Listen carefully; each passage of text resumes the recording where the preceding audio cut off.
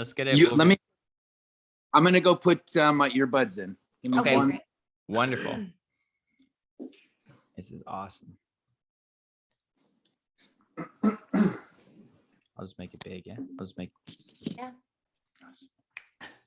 I like that art behind you. Yeah, it's pretty cool. This is my garage. Really? Yeah, man. This is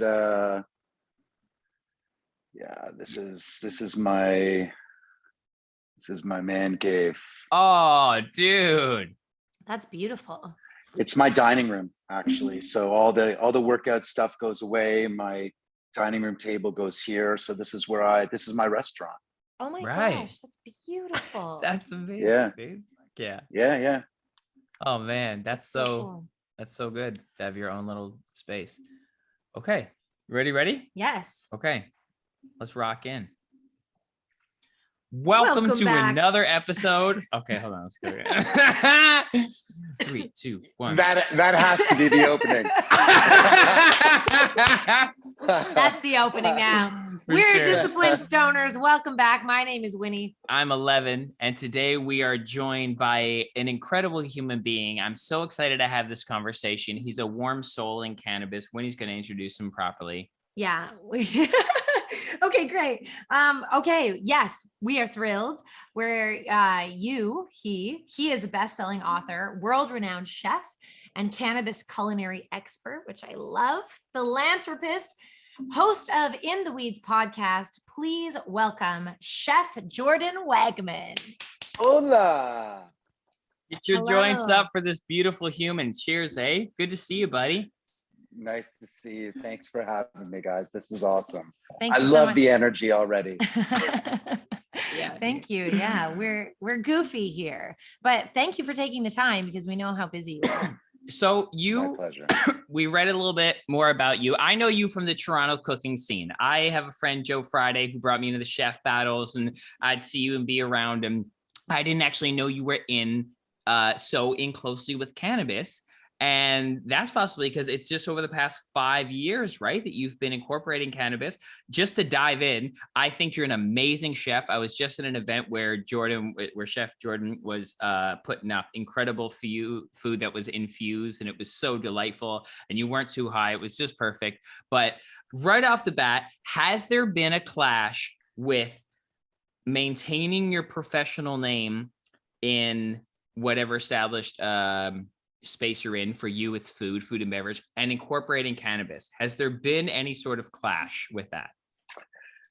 No, I'll also add that I sit on the board of directors for one of the largest children's youth agencies, and I'm, as you said, I'm very much a philanthropist. So no, my goal is, and quite frankly, I don't give a fuck. Like, how's that? Like, I don't care.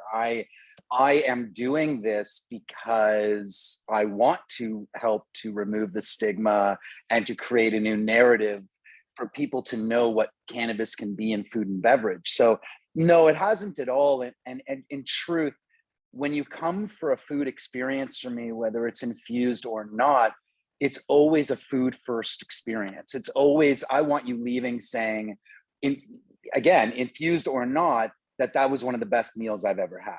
Well, you have such a presentation and a creativity, and the depth of your food is so well presented that it takes a professional like you. It takes us standing up, and we've talked about even the name of this having stoners in the title, but it's more important to stand up for that. So I'm saying it takes someone with such a incredible, what could be considered a mainstream valuable skill set as yourself, and then to do it with cannabis, it's so important. So I love that you're on that side of it of fuck it. But what's funny is that I have a new company. It's called Potluck Infused Entertainment, and it's the world's first media company dedicated to the infusion of cannabis and food and beverage. So conceptually, it's the Food Network combined with YouTube.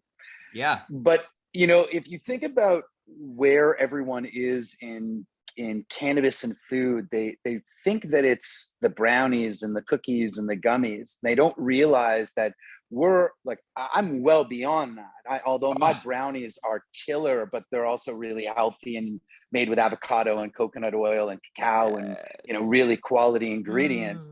But it's more about the savory side of things, right? Well, you were nailing it. You did an arancini with a goat, like almost like a confit at the bottom of it. It was beautiful. Dude, that was good. It was braised oxtail. Braised oxtail, right? Oh, but you did it with a coconut rice with the sweet, like sticky rice, and like the arancini bowl was so exciting. Like you translate so much care when you get a product, when you get a weed. I geek out about weed, food, and music. I happen to do music for my primary job, like you do food. I'm sneaking into it. Oh, what's this, dude? So I'm a musician only 3 years ago did I stop gigging. I've been a front man. I've been a singer my whole life. I've taken vocal lessons my whole life. You made the song, you made the intro for your podcast? Yeah, that's me singing. That's me playing. Yeah. I wrote that song. Oh, dude, that was so fucking good. And may I compliment you on your storytelling in that intro song, because I've worked in food and beverage since I dropped out of school. I grew up around it and I was in fine dining. And dude, being in the weeds, in the thick of it, when it's fucking 8 o'clock and the dinner rush come around again, and you're just fucking like in the trenches with your boys, the way that you tell that story of in the weeds is so good. We put our heads down, we band together. You never know we're in the weeds. And that is how I feel about the cannabis community too at times. Yeah. Because we kind of got to just keep working. Like if someone's judging the fact that this is a drug, it's such an outdated thing. I don't even expect that anymore. But for anyone that really needs that update to what this medicine is I feel like as a community, we kind of stay connected like that too. So In the Weeds is a great name. All I have to do is tell my story, and anyone who wants to criticize, they can criticize, and everyone can make choices for themselves. I've made the choice to educate myself, my family, my children. My son's a freshman at Queens, he's first year university at Queens. He knows the difference between doing a line of coke and doing mushrooms. And again, I'm not advocating for my 18-year-old son to smoke cannabis and to do mushrooms. That's not what I'm saying. Right. But I am saying that I know he smoked cannabis and I know he enjoys doing mushrooms. So the fact that he understands that there's a big difference between those natural medicines that we use to help to heal us, and of course they have this euphoric effect, or can, but there's a big difference between that and cocaine, or that and heroin. And so I like to build the narrative and normalize that discussion, because cannabis helped to heal me, right? Yes. It's not, I've smoked joints every day since I was 12 years old, right? I'll make that clear. Every day of my life since I was 12 years old, I've smoked joints. Living in a tent. Well, I mean, listen, it's just no matter where I am, but I never understood, honestly, that it wasn't only because I enjoyed it. It was because I struggled with an autoimmune disease since I was 12 years old, and it helped me go to sleep, and it helped me deal with the effects of this chronic disease of psoriasis, right? Where you're constantly itching, you're constantly scratching, you're constantly in pain, and you need something to alleviate that. So it wasn't only because I enjoyed it, but I never realized it until 7 years ago. So you mentioned 5 years in terms of the time I've been cooking. I've been infusing cannabis into food since I was always. I mean, it's just always. But the difference, sorry, go ahead. No, I was just going to say, I think you were just going to say about healing again, right? To use the element of this as a medicine for healing is so good, but also something that you said, which I've been exploring lately, is the fact that we have to make an excuse it's not enough if it just makes you feel good. And it's that's already enough. It's 100%, 100%. We think we have to be in pain all the time. And people think because, someone gave me doTERRA many years ago, which is essential oils, right? And it was when I was doing a lot of stuff on stage. So I did like Broadway stuff, not on Broadway, but I did a lot of charity things where we do a lot of Broadway performances and whatnot.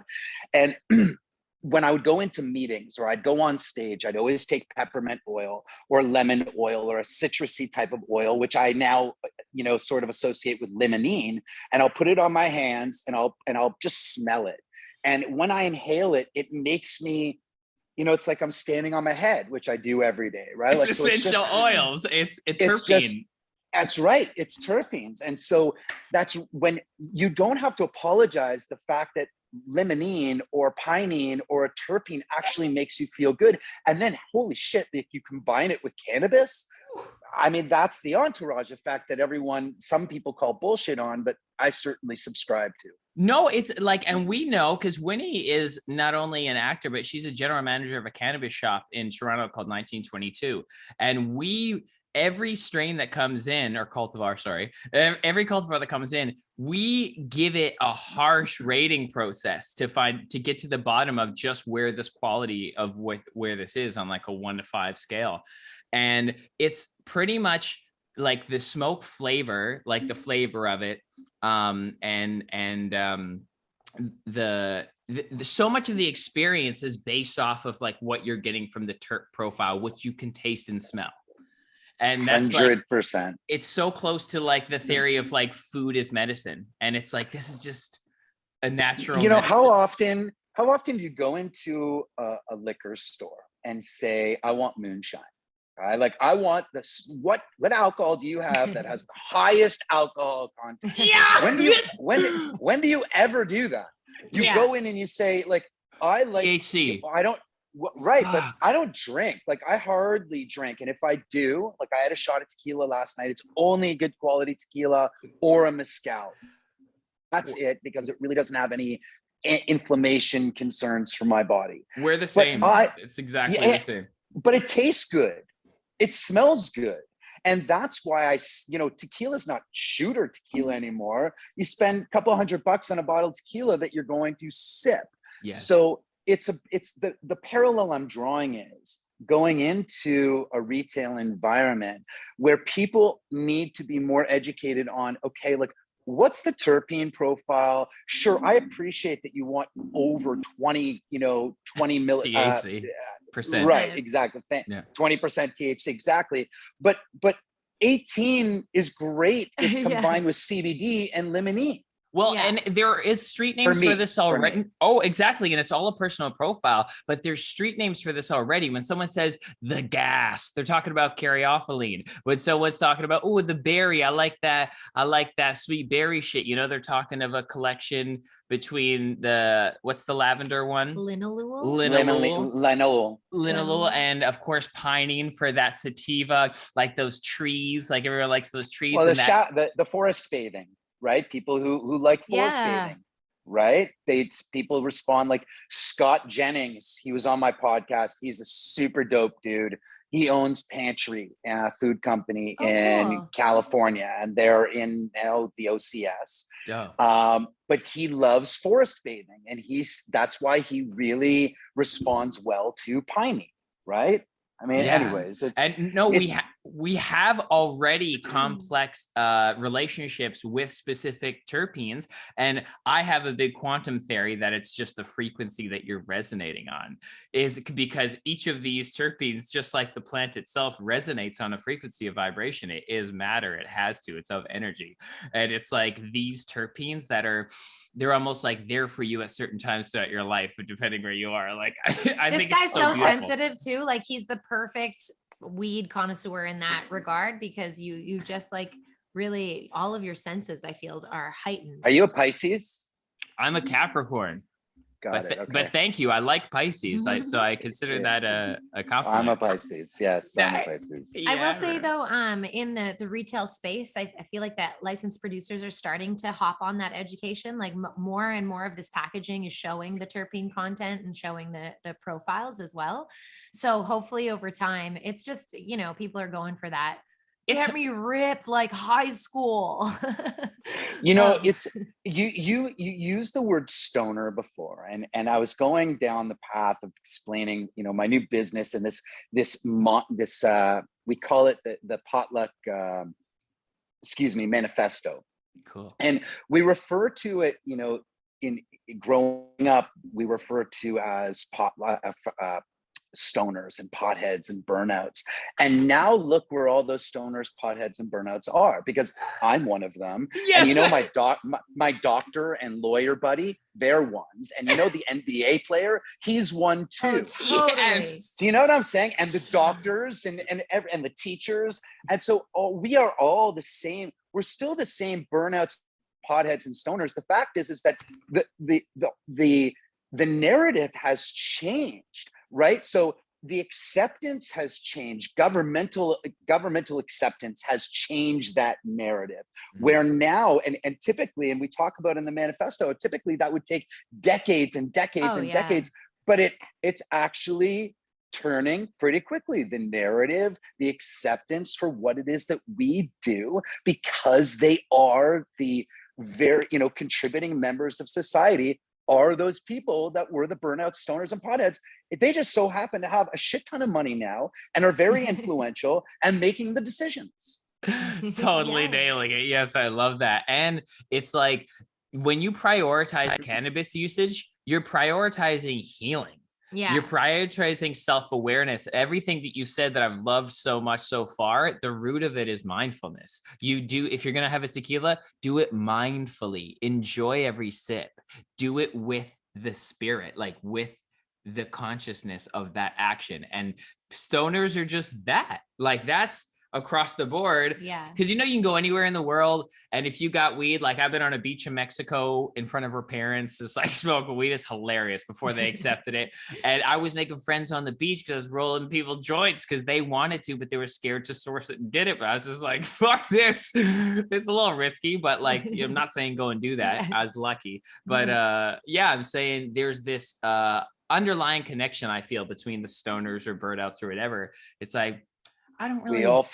We find one another always. Yeah. Always. Well, and we were also talking about this, though. There is still, I think, anyways, and based on my own experience, that there is still like cannabis consumption usage as an escape. So that's still happening. And I think I actually think that the mindful aspect of it is now only starting to bubble within the community. Whether or not it was always there, irrelevant, but I feel like there's a smaller group, like there's a more niche group of people that are using cannabis in the way of wellness or mind expansion. Do you think they're connected? Do I think that they're connected? Smoking weed and being mindful? Do you think they're connected? Definitely. I think that most of the people that I know that are potheads, quote unquote, are pretty mindful people. Are pretty aware. Yeah. I mean, again, I don't want to paint everyone with the same brush, but I mean, certainly there's, what's so special about our community is that, and again, it's not to say there's outliers and there's not assholes in our space. Of course there are. Space. Of course. I mean, it's the world we live in, but the fact of the matter is that, the more often than not, the people I meet in this space are pretty caring. They've come to cannabis because cannabis has helped to heal them, or helped to heal a loved one. And so that's something that's really, and I'm not suggesting that there aren't those who are in it solely for the purpose of making money. Right. I did an interview. I was actually pitching and meeting with a potential investor this week. And I asked him what brought him into cannabis. Was it solely, the opportunity to capitalize on the, on the opportunity, or was there, were there more, substance driven, motivations? Sure. Absolutely. Culture. And he said right out of the gate, no, from the get-go, it was because I did see that there was a tremendous opportunity to make money. Yeah. But once I started to be in the space and make a difference in the space, I realized that I can actually help to change people's lives. So that person, although he had this coming to Jesus moment at some point in time, whenever it was, but more often than not, the people I know in this space have been brought to the space because they see cannabis as more than just getting high, quote unquote. Yeah, Yeah. it becomes, even, I feel, even if you arrive there as an escapism, eventually, I think sometimes before you start smoking weed, you have so much buildup. Like for me, I started smoking weed late because my dad was a pothead when I grew up, and I thought that that's why he wasn't disciplined. And in the ways that I felt mattered, so I always stayed away from it, doing it regularly. But when we actually had a romantic moment, we started smoking really more full time in our 20s, which is late for most pot smokers, like 21, 22. Like I only started buying it at 23, 24. But yeah, it's been like 7 or 8 years now. And I feel like it was a couple years of kind of, whoa, like this is a sedated state. But then eventually you start to sit and wonder what that little irking in your heart is. Why are you twisted? Why do you react so much? Like you start to actually sit with yourself, and that takes time. Yeah. The truth eventually exposes itself, and it does it in such a way that feels safe and warm. Because if you're just like, sometimes with some acid, you harder just drugs, go there. You just go. You're like, I'm fucking perfect. Yeah. And that can be really hard on your system. And mentally. Or do coke. Yeah, right? Or do coke, and I'm invincible. Yeah. And so I'd rather take an edible. I love smoking joints. I'm only unbleached vapors. I only really prefer buying, or growing my own pot or buying someone else's homegrown. Otherwise, I do love Pure Sun Farms. But the point being that that's cool. We did a giveaway with them. I love them. But for me, I love getting high or, taking cannabis and being creative. Yeah. I love picking up my guitar. I love, going in the kitchen and creating. And I'll tell you something, I had an epiphany when I was in Vegas. I was there working with a couple companies, but I recorded a podcast live off the floor with 30 people in the audience for Athletes for Care. And so it was me cooking 5-course infused meal for Elias and 2 other athletes. Okay. And it was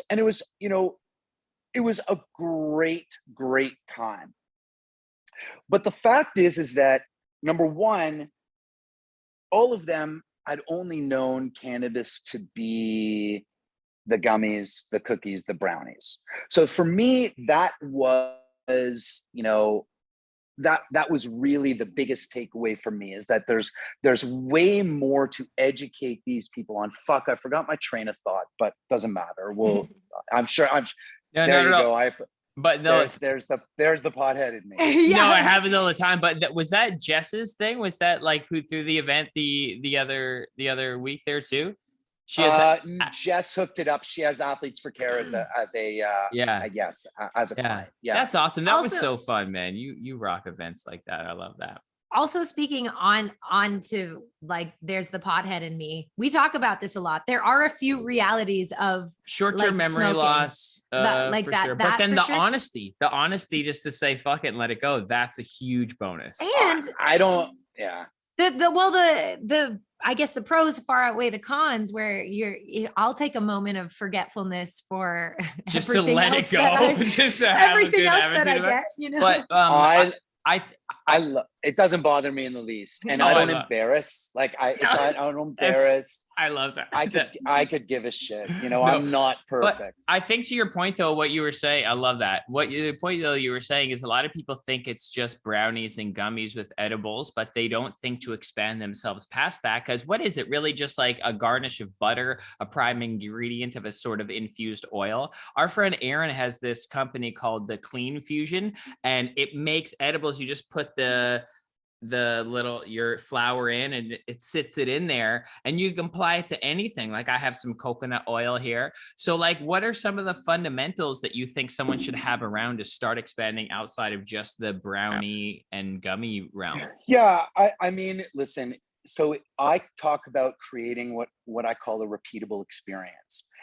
And I know what I was going to say. And that was that I said to MJ Stapley in Vegas. Sorry, I'm going to go back here. Oh, good. But I said to her that when I went to culinary school in Florida in my 20s, I never fully appreciated why I'd smoke a joint at 1 o'clock in the afternoon. I mean, I'd smoke a joint all day, but 1 o'clock in the afternoon, take my shirt off, put my shorts on, put my running shoes on, and go for a run in the dead of the heat.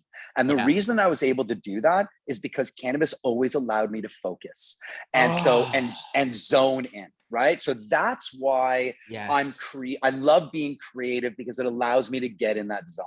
Absolutely. So you asked me, the question is, with regards to creating repeatable experience is so fucking critical, meaning that if you have an edible today, you come over, you have one of my chocolate truffles, again, they couldn't be healthier for you, but you have one today.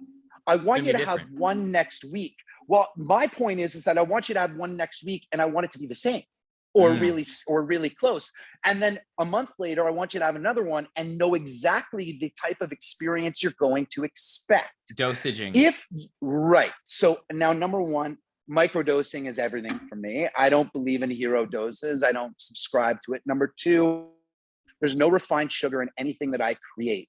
Refined sugar, again, this is the premise to which I create all of my food stuff under, or everything that I talk about, is refined sugar creates this barrier to absorption for the cannabis. So the cannabis itself becomes less bioavailable because the refined sugar, the body wants to absorb the refined sugar before it absorbs the cannabis. So your body doesn't even absorb all that cannabis. When you eat my cannabis infused food, I'm only putting 3 or 4 milligrams. Maybe you'll have 5 milligrams in something, and it hits you. And how's the onset time? It's pretty fucking quick. Why? Because there's nothing impeding that absorption. So how do I get there?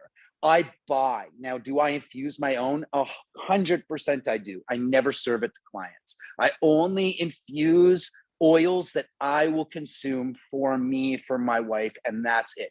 Why? Because unless I send that out to a lab, I can't tell you the percentage of THC or other cannabinoids, most importantly THC, that is inside that is in my cannabis, right? So without knowing exactly that there's 26.2 milligrams per milliliter, I can't, quote unquote, guarantee within a margin how much is in each food stuff.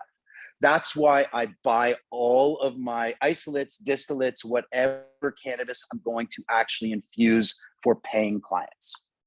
Yeah. Does that make sense? I love everything you just said. That's so responsible, right? Like, I love when with the sugar, not having the sugar, it's already a huge bonus, but it just is so in alignment with that wellness thing that we constantly go back to, is having exactly the awareness of what you're putting into your body and how it's affecting you, and exploring that.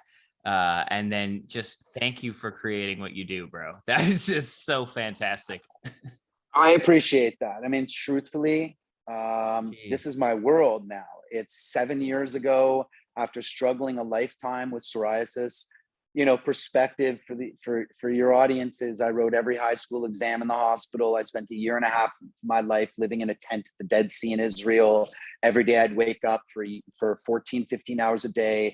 I'd sit in the sun, and I'd get, we were naked, playing naked backgammon with the Danes. That was my psoriasis treatment. And so only until 7 years ago did I struggle. From one meeting with this naturopath, I removed gluten, dairy, and refined sugar from my diet and began consuming cannabis. Not only smoking it, but consuming it. In 60 days, 30 pounds melted off my body, and my psoriasis went away. And so I've been, it's ebbed and flowed for the last many years, but it's all health and wellness. Cannabis is medicine. It's something that shouldn't, no one should derive shame from eating a plant. And the other part of it is, I don't identify as a cannabis chef. I've spent 30 years cooking. I've written many cookbooks. I've worked with amazing chefs. I'm a chef. You're a chef. Cannabis is another great ingredient that I use. I braised a pork shoulder 3 days ago. I use basil and cilantro, you name it. Chanterelles in season. It's just another great ingredient that I use in my food. You're my fucking hero. I love this so much, man. Do you use topicals at all for like flare-ups? So it's funny. At my show, at my gig the other day, I don't know if Nuvo. you saw it. New V. Like this new Vive. Yeah. Yes. So they were activating at our Canna Cabana High Tide event last Friday. And I never, ever use topicals. The only topical I have is coconut oil. That's the only thing I've used for a decade. That's all I put on. But I found this. They gave me a care package, and I have to tell you, this is mind-blowingly good. Like if facial and hand cream, like, bro. Oh, dude. Yeah, bro, like every single day. Yeah, it's every day. Beautiful. It actually really shocked me because I've tried some other specific face topicals and I haven't even. I see the difference like in my face. Like it's really that CBD is in there. That inflammation. I am not puffy in the morning. Babe, you know, amazing. Shout out Sam. That girl who was there giving facials with this, she was on my story. She put this together. She like yourself, like you're a chef. She is like a, what do you call a skin person? Beautician? Or is she esthetician? Is she ortologist? Some skin. She's a She a dermatologist? She's not a dermatologist. She's very good at her job. And then they only started adding CBD recently. So the rest of this, like to make all the smells and everything. Oh, it smells so it's good. You know what? Let's all put on our new Vive. How's that? Yeah, dude. How shout good out is new that? Vive. Oh, this is just I have good. makeup on, so I'm gonna put it on my hands. Oh, it feels so good. Right? I know. Yeah, I love moisturizers. Yeah, I love them. I'm very critical, and I told them that right there and then that I am not easy to convert. Because I've had psoriasis my whole life, right? So like I feel when something has alcohol in it, you know, it's like putting lemon on an open wound, like you feel it immediately. This is amazing. Oh, I love it. And it's just so enriching. It's not because sometimes you can feel like in some of the creams that are just acting as vehicles to deliver the CBD, and that's fine too. But this one feels like it could be just a dope cream even without. Yeah. You know, I'm not critical. I try not to be critical for everyone. There's something for everyone, right? Like, that's true. There's different strokes. I'm very critical that there are no healthy food stuff like edibles, which we call, you know, edibles out there. There's no fucking healthy edibles on the market. And that's the only thing that really sort of chaps my ass to steal from Dumb and Dumber. You know, like it makes no sense to me. And then again, like the other part of that is Adrian Nyman. Yeah, I don't know if you know Ollie. You're familiar with Ollie? Yep. The edibles company. Okay, so Adrian is their chef. He's also one of the greatest restaurateurs in Toronto. He's the food dudes. But outside of him, like cannabis companies are dealing with food scientists. I don't understand it. I'm not suggesting food scientists shouldn't play a role, but culinarians should be behind the scenes creating food stuff. 100%. I tasted a beverage, and I won't because I hated it. I won't say the name of the beverage, but it was awful. And I said to the rep, I'm trying to be really kind, but I said it tasted like baby aspirin to me, and it was awful. And the fact is, I'm going to ask you what that is when we're offline. Offline, yeah. Yeah. But I'm like, you know, how the fuck does that get past I agree. R&D? Like, how does that get signed off on? Just it makes no sense to me. Eager to make a business, I think. A lot of people who are in certain businesses that just look for that sort of potential gain rather than like a really lose yourself, because you're a craftsman, you care, you think. Some people making these decisions ultimately of what goes on market or not don't even know what a terpene is. Yeah. Well, not all consumers care either. I mean, is the reality of it too. That's true too. Like that's about literally half of the market, even looking at it as medicinal, or even those people that do just want to like crush a couple THC drinks as though they were beers. Yeah, I guess they're not going to care. Did you see a hot sauce just dropped in Ontario in the legal No. market. I haven't No. tried it yet, but I'll. Do you when know I whose product it is? Well, when you said Ollie, it might be like a sub Of Ollie? of Okay, I'll Ollie, check it out. but Okay. because that's in the back of my head right now, but I don't know for Okay. sure. Yeah. The future's savory. I mean, there's no question, you know, Yeah. like that's my focus. When people come for infused experiences, there's like, you have 15 courses with me, right? Like, so, and 15 courses is only 3 of those are going to be desserts. So you're going to have raw flour and CBD and CBG and CBN and THC and raw, like you're going to have the whole gamut, as much of a whole flower experience as I can provide, because that's what I want people to know about and associate with edibles, is the savory side of things, because I do believe that that is the future. There will come a day where you can go and buy the soups and the sauces and, you know, and the teas off the shelf and so on and so forth.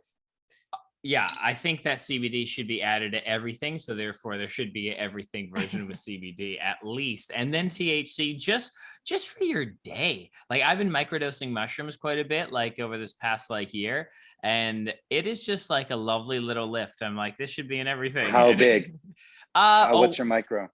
It's very 0.2, micro. 0.3, How often are you doing it? 2 times a week. So it's funny. I said to my buddy at Lyft last week, I said, you know, I've been microdosing 0.2, I don't know, easily 4 times a week, 5 times a week. Like Yeah. but right before I go to sleep. Oh, And big time. so And then when I you get wake up, the best sleep. It keeps me asleep. It's unbelievable. What was funny was my buddy but my they give buddy me said so to much me, energy. well, and I for me, like 0.2, it gets me to sleep and keeps me there. But my buddy, when I said that to him, he's like, you know, you're really not supposed to do that. I'm like, Patrick, who's the CEO of Microdose. I don't know if you know Patrick, but he's fucking cool as shit. And he was standing beside us, and my response to my buddy was, we are an end of one. It works for me. It may not work for you. It may not work for the general public, but I microdose almost every single night, like 4 or 5 times a week. And it's been life-changing for me. Life-changing. I bet you just wake up with a better attitude about life, a little more pep in your step, and a little more face towards the sun energy, I call it. Life's humbling, brother. Like life can be very humbling. You know, I left my family's business 8 months ago because which this is what most people don't know about me. For the last, like in 2002, I left Colorado Springs. I was a chef hotel there.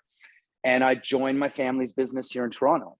And working for my cousin and my uncle, my father, my mom, and everyone. And only 8 months ago did I leave. I was director of sales, while concurrently I had, you know, I'm working on my 6th cookbook and, you know, restaurants and consulting. And my entire culinary world, as everyone knows it to be, was my 2nd full-time job. Wow. So I left my family's business so that I can completely focus on this world. And I'll tell you, like, you know, it comes with, like we all have, a little bit of stress. And I wake up with a lot less weight on my shoulders. And that's life-changing for me. Yeah. Yes. Yeah, it does. It can get heavy. It can get hard. We always try and find a higher perspective of, like, you know, cannabis is so in part with that, of just like, what lesson am I supposed to learn, like, through this struggle? And as you said, it's humbling and it helps you breathe through it. That's for sure. Yeah. And sorry, go ahead. No. I was just going to say, like, I've learned so many lessons in my life. Like, and I'll tell you the fastest story, but, you know, like, I don't mind. I curate me on social media. I don't want people to look at my life and say, oh, like, you know, makes great food and what a great life. Like, no, I was going to get divorced 4 years ago. Like that's not fucking true. Like, no one really, you know, knows my life the way it truly is, but I do try to curate that on social media so people can resonate with my struggles as much as they resonate with my successes. I was getting married in 2000. I was the chef of the Platinum Club here at the at the ACC, or what is the Scotiabank Center now. I opened up the Air Canada Center in '99. Okay. I accepted a job at the Grand Lido Resort in Negril, Jamaica, to be the executive sous chef because I was chasing. You've been there? Negril, Yeah. Not. I love Negril. Yeah. So we were, because of my psoriasis, I needed to get out of Toronto and get back to the sunshine. Yes. Very long story short. The second time I went, which was the week I was getting married, not the week before, the week I was getting married, was the second time I went to Jamaica, brought all my bags with me. They asked me to stay one extra day. And on that day, they called me into the GM's office and said, and I quote, "No one will eat the food if you cook it." Why? Because they saw me tanning. They saw my psoriasis head to toe. They thought I had a contagious disease. I lost my job. I lost my all expenses honeymoon across the island. I had already given notice at my job in Toronto, already lost my apartment, getting married 3 days later. I had nothing. And I'll tell you something, talk about lessons learned. If that didn't happen in 2002, I never would have been nominated for a James Beard Award, which was absolutely life altering for me from a professional standpoint. Yes. So all of, when you talk about lessons being learned, I constantly am eyes wide open for all of those lessons, because in the moment they're hard to see. Years later, I can tell you at 49 years old, I am where I am professionally because of that happening to me.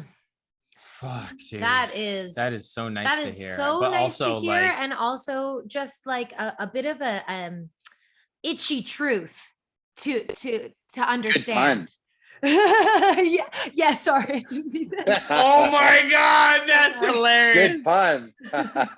That's good. I'm so No, don't be at all. well, It's That's the itchy there truth. it is. No, But dude. because it's hard to swallow sometimes that life feels like it's chewing on you, when actually there's just so much more around the corner. There's a blessing that you just can't see yet. You want to give into the low-hanging fruit of going, fuck this situation, and like, this is so unfair. But I know what you mean by that is like, there's this irking annoyance that has to do with the fact that there is a blessing in this fucking shit platter you've just been served. Yeah. And if you wake up in the morning, and I'm not suggesting I can do this on a daily, but if you can wake up in the morning and you can say, like, I know I'm going to fuck up today, but I also know I'm going to learn today. I know I might let someone down, but I also know I can impact someone's life in a positive way.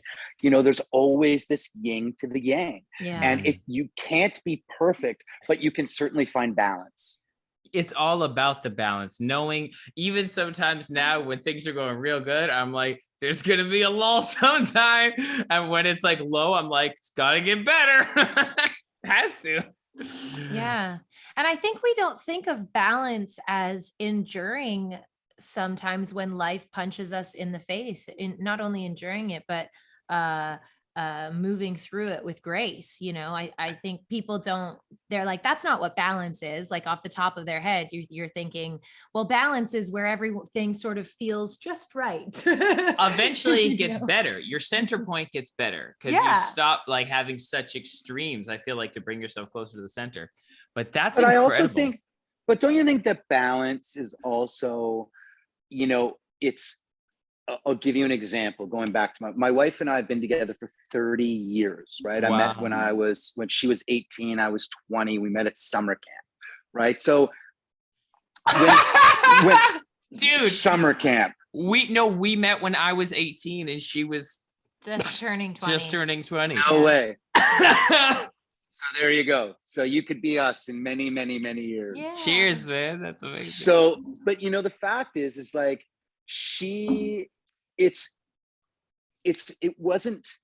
there was a period of time we were going through some really hard times in our marriage, and it was just about 4 or 5 years ago.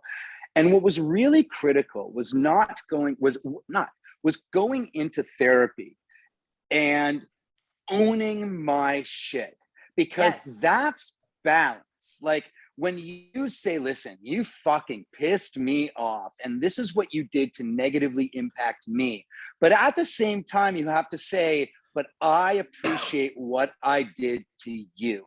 And I appreciate the situation that I put you in, or the perspective that you had on the situation. And that's balance, right? Yes. Is owning Absolutely. your shit and not thinking that your shit doesn't smell. When And also not adding that light layer of shame to your shit. I think we don't want to own our shit because it makes us feel shameful. No, the best thing is to take as much responsibility as you can in the moment. So I'm scarred by being like the crazy class clown, you can leave now class. So I'm like, everyone say good night to the bad guy. So as soon as there's a beef now, right? As soon as there's a beef, I'm like, oh, for sure. Like, you're critiquing this about me. You're missing 300 things, buddy. Like, you must not know the rest about me. Yeah, Like, I'm exactly. so ready to look down the barrel of someone's judgment. I'm a fucking, freestyle rapper. So I'm always looking for people to look at me to fuck up. But a recent parting with some folks that I was doing some, potential work with, we had like a very natural kind of falling out, and no one had to get their heart broken. It was just a very, I'm taking responsibility. Here's as much as I can take responsibility for. I love you guys. I wish you the best. I'll catch you on the rebound. And that, I realized through doing it so many times, is so not the normal that people don't even know how to react. And I am being told constantly that it's almost rude for me to expect that of people, because where they're going to take time with their ego to heal, it's not common to take as much responsibility as possible, because I'm doing that selfishly to find all these little learnings. I'm like, oh, I was an asshole. I spoke from my ego at this point. I won't do that next time. I'm like, boom, check. And next that, and I try to take it, but there is something so uncommon about that it breaks my heart, but I'm going to continue to act with it because it just feels so damn good. Yeah, I mean, it's funny. I feel like sometimes people just can't really understand where I'm coming from, where my honesty is coming from. I think I catch people off guard with how honest I am, and sometimes to a fault, because I will say to them, and maybe it's because I've been in therapy since I was 8 years old, and I call myself a mental health survivor, not advocate. I lost a good friend 5 months ago. He took his life, and I'm a survivor. He lost the battle to this awful disease. But I'm in tune with me. So if I'm telling a grown man, hey, listen, this is how you made me feel. Sometimes I catch people off guard with that, because they're like, dude, you're a 49-year-old burly man. You're telling me how you feel. I'm like, of course I am, because that's how I know how to communicate. It's the only way, because then I know if I've done everything I can to communicate the way someone's impacted me, then I can walk away with my head held high, saying, you know what, I can look at myself in the mirror and be comfortable that I've checked all the boxes and I'm a good human, and I can walk away sort of head held high. That's man shit. That's what that's what should come to mind. But as you were just saying, balance of masculine and feminine energy. That's so, that's men you need saying, to talk. I'm not going to let you penetrate these boundaries I've created for myself. And it's also saying, look, I'm a human being. This is what I'm going through right now. Can we have a vulnerable conversation like that? That literally, it will encapsulate how to sort of disintegrate this idea of toxic masculinity. We absolutely need to be talking about how men specifically feel, or people that have a really hard time with their feelings bottle it up, and then it comes out in really aggressive or unsafe ways. It's so beautiful. You think about where I am in the cannabis space, right? I come at this from health and wellness. So how many men are out there talking about refined sugar and health and wellness, and it doesn't happen often. I mean, specifically in the cannabis space, I'm an outlier, and I like being that outlier. It is my differentiator for sure. The fact that, and this was something that someone said to me, and I started writing about it because someone called me a cannabis chef the other day, and I mentioned, I don't consider myself that. Fuck adjectives. It's strange to me, but there's different approaches to cooking with cannabis that I thought was interesting, and I dissected them a little bit in my head. There's the person who's the infuser, who will cook a dish, macaroni and cheese, craft macaroni and cheese, and then put one milliliter, 20 milligrams of THC on that, mix it up, and they're infusing their finished product, right? Right. That's not what I do. I actually infuse the food stuff with the cannabis, with the terpenes, and create something. So, there's just different ways to approach life, different ways to approach cannabis. For me, I have spent so much time finding me that I only want to surround myself with people that make me feel good, both in real life and on social media. I will stop following someone if they curate something that makes me, that triggers me. Protect your peace. Protect your peace. Man. Yep. Yeah. My balance. I got to protect my balance. It's you bad are enough artist. when I drive on the road. You are, yeah, I know. That's right. You're an artist. And when you're an artist, you got to put your heart into everything. And if your heart's not right for yourself, it's certainly not right to give. So it's a whole little trifecta of self-awareness is the work to get to the best product.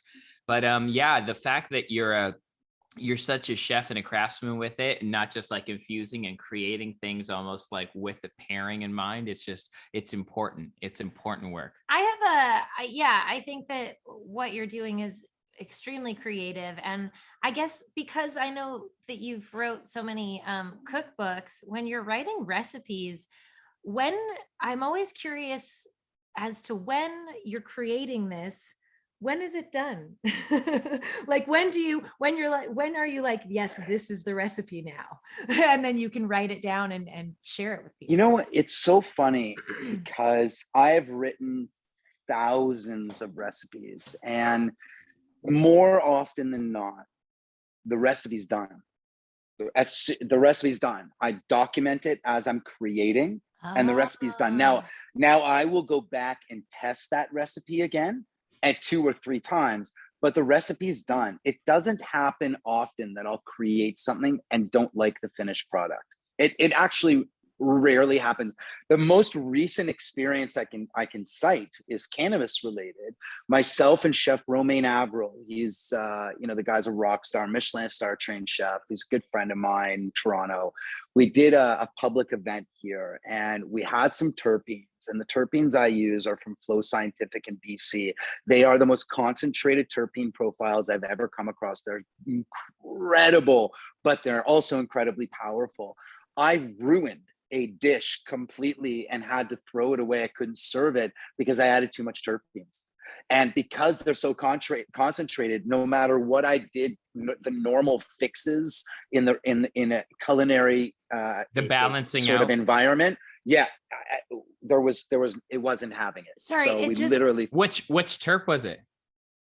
It was a profile, so which is almost like it's an amalgamation of a couple different profiles.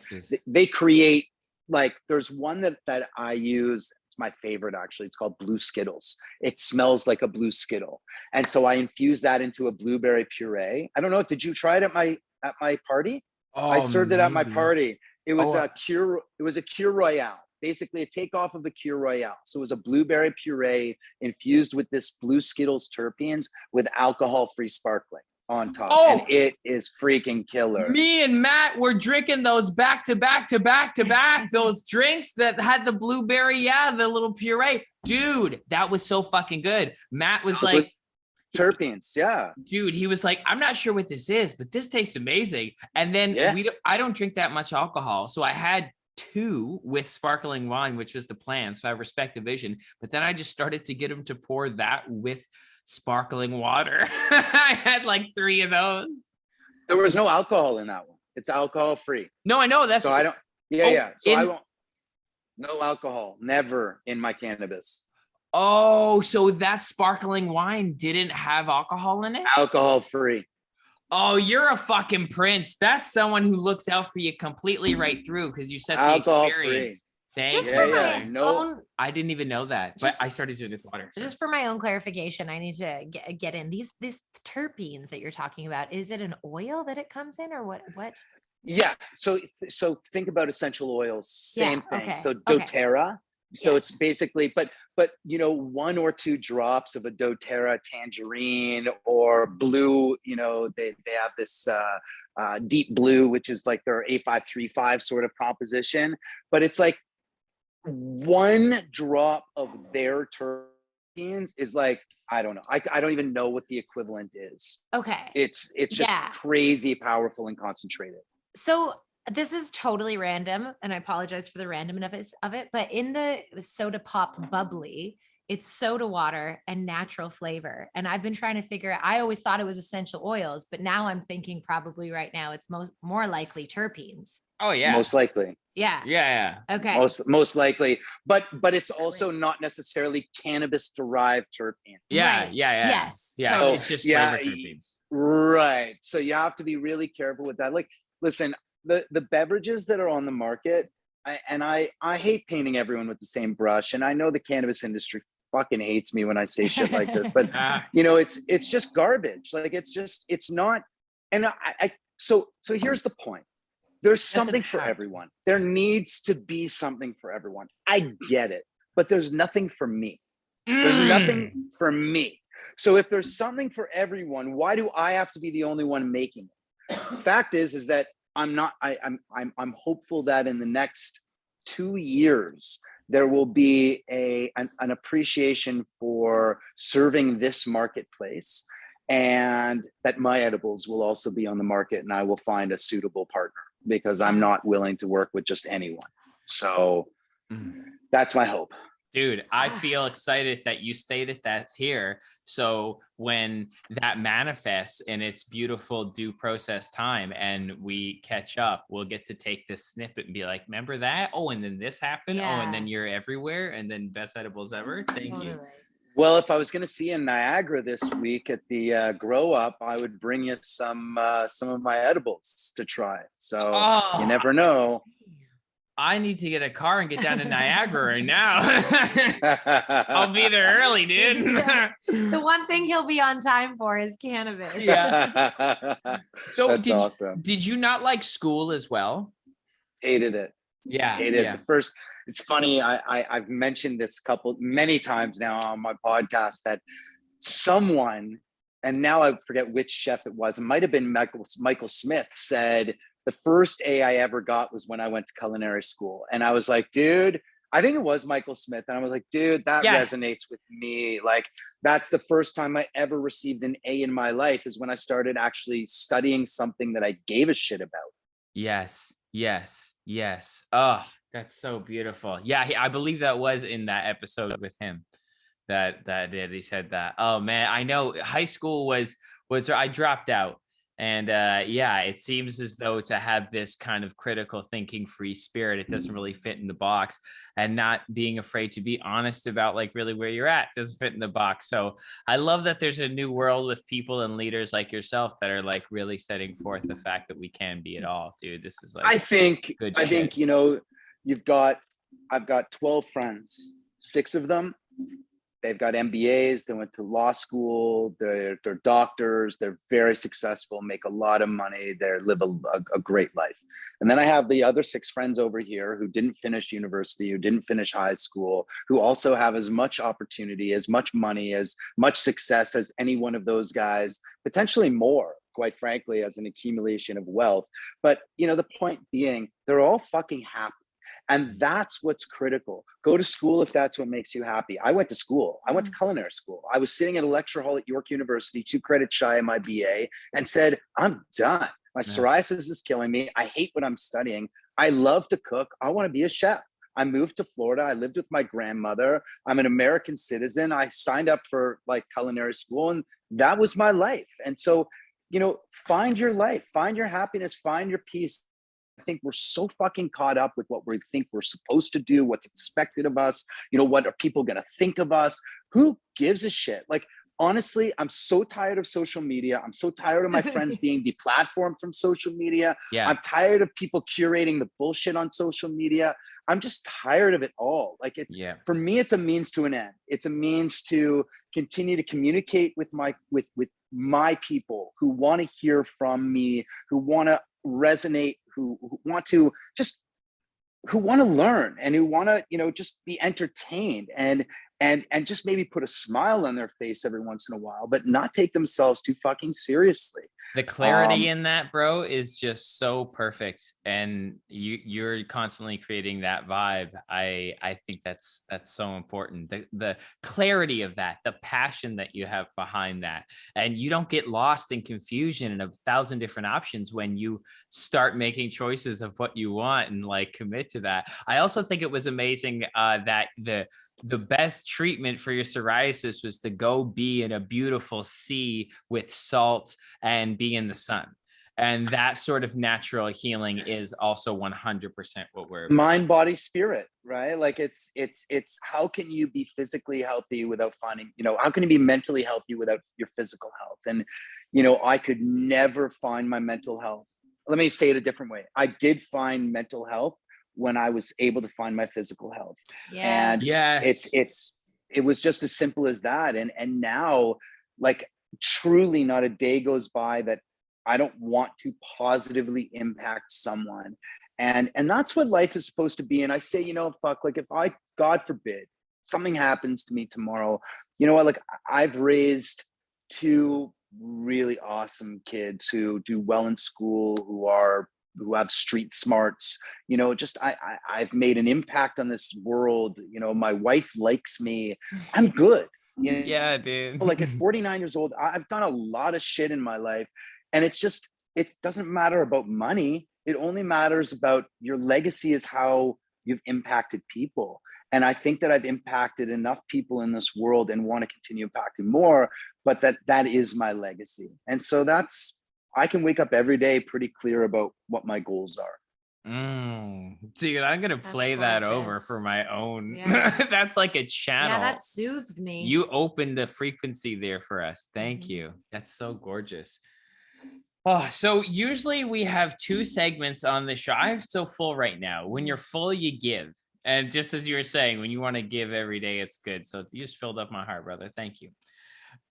We usually do 2 segments. One is fun fact, and Winnie usually gets someone to make a song about that. But she's not going to do a fun fact. I'm going to do the Dow, but I was wondering if you wanted to make an intro song for my segment called Do the Dow. Yeah, he does. Yeah, it does.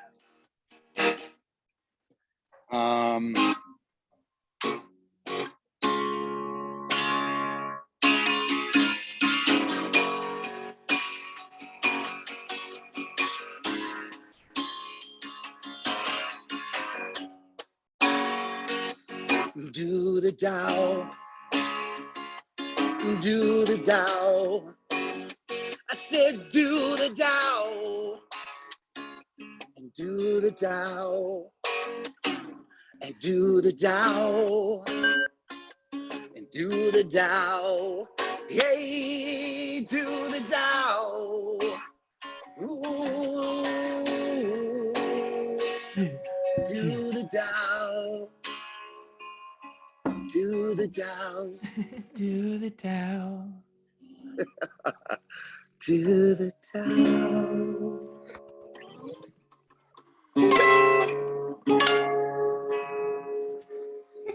That was so fun.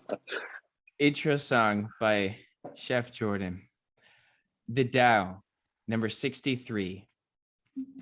Act without doing. Work without effort. Think of the small as large and the few as many. Confront the difficult while it is still easy. Accomplish the great task by a series of small acts. The master never reaches for the great. Therefore, she achieves greatness. When she runs into a difficulty, she stops and gives herself to it. She doesn't cling to her own comfort. Therefore, problems are no problem for her. Love that. Oh, that was good too. That was so good. If there wasn't just a more perfect one, it always kind of synergistically lines up with the intention and the frequency that we were resonating on. Yeah. And bro, Wow. that was a reflection of you, brother, for Absolutely.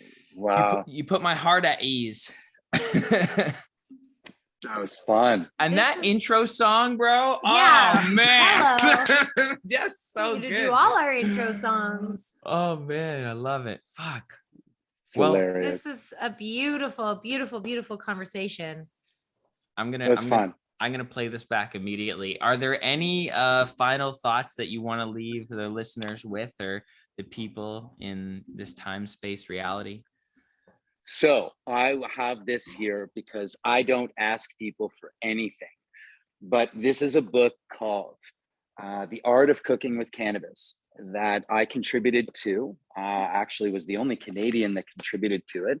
This is an aggregate of many different chefs. It is nominated for a People's Choice Award up against Jacques Pepin and many of the top culinarians, mainstream quote unquote culinarians. So if people could please go to People's Choice Awards and vote for The Art of Cooking with Cannabis, that would be a huge help. Oh my Right. God, yes. When is the deadline for that? Just out of curiosity. I don't know. Okay. I do not. I Well, do not know. We'll drop find this. it. I do not know. We'll drop this as soon as possible then. And for those who are watching on YouTube, you can see it. Jordan just held it up. But for those listening, it is just the most beautiful looking book. What's on the cover there? A butternut squash Yeah. soup. There's something just. No, this looks like a corn chowder. And I'll show you, there's again, there's this one spot where it's like they give some love to Canada, which I thought was pretty cool that Canada got their own page and then realized that there was only one Canadian in it. But hey, but listen, like, you know what? People's Choice Award, dude. That's so It's cool. huge. That's huge. I mean, again, like, oh, there I am. There's like, oh, Canada.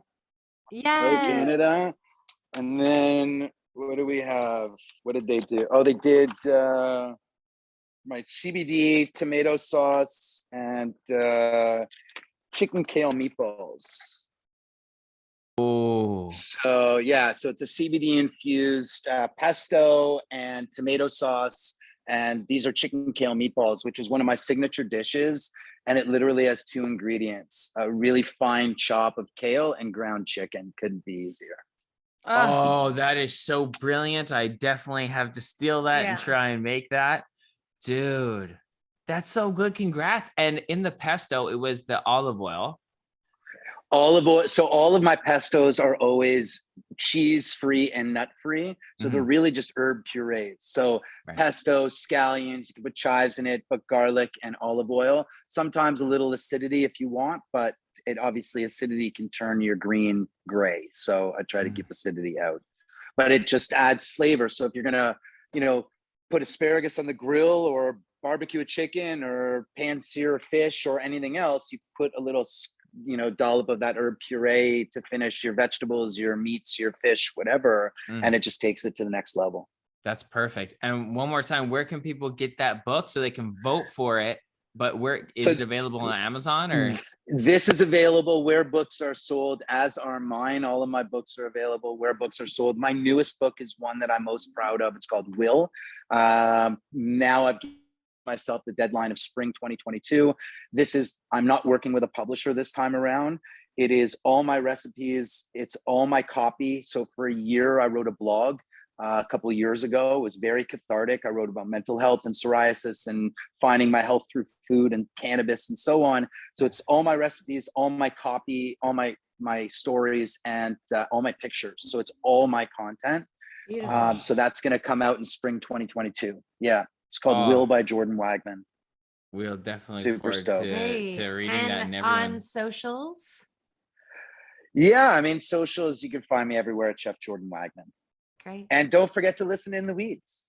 Yeah, Yes. we love I was just listening to the one with Michael Smith. I used to watch him too on TV, man. It was Me so too. good. You guys just had some really good, thorough conversation. And I love the thing you said at the end of it too, where let's just be kind to each other. Let's just be good people. Yeah. And like just putting that reminder out there. Simple, man. Simple clarity. I love it. It's now I've added a little shtick about mental health because my friend took his life, as I said, many months, 5-6 months ago. But yeah, let's be good people is a pretty simple one. Like I could have said, stop being assholes, but I decided to just put a positive spin on it and let's just be good people. Yeah, energy goes, or where energy flows where attention goes, or whatever. So yeah, we always say let's focus on the positive thing. Positive. But yeah, just being open and good to talk about it. Well, thank you for coming on, man. Such a blessing. So wonderful to chat with you. Yes. This was awesome. You guys are awesome, and you need to come on my podcast. This was amazing. Yes. I'm so We love super that. down, man. Yeah, I'm so excited we for definitely need everything. to have you. This is amazing. I'm not used to being interviewed anymore. I'm used to asking the questions. Yeah. Oh, dude, well, you're a delight, man. This is awesome. Thanks for having me, guys. Yo, appreciate Thank you, brother. you. Talk to you soon. Bye, Much love. And everyone. I everyone, look forward to it. go check out Chef Jordan and vote for that book, Yes. People's Choice Awards. We'll link it. Congratulations again. Thanks, guys.